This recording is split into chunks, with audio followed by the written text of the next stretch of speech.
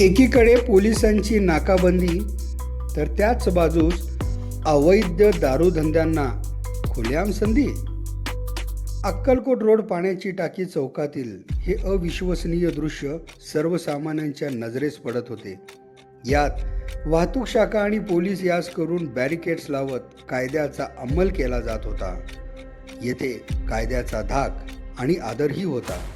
तर याच चौकात बाजूच्या गाड्यांमधून अवैध दारूचे धंदे खुलेआम चालू होते आणि येथे कायद्याच्या अंमलबजावणीचा काय तर कायद्याचाच मागमूस, भीती आणि आदर याचा थांगपत्ता नसावा असे हे परस्पर विरोधी दोन कृती येथून ये जा करणारे नागरिक पाहत होते, अनुभवत होते आणि आपापल्या परीने याचे विश्लेषण, विवेचन करत होते. फक्त त्यांच्या या बोलण्याचा आवाज येत नव्हता इतकेच ते काय.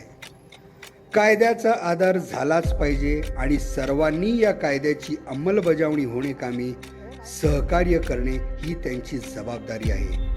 आणि या कायद्याचा अंमल करताना पोलिसांनीही दुजाभाव करू नये हे त्यांचे कर्तव्य आहे आणि या कर्तव्याचाच भान राहावा हीच काय अपेक्षा.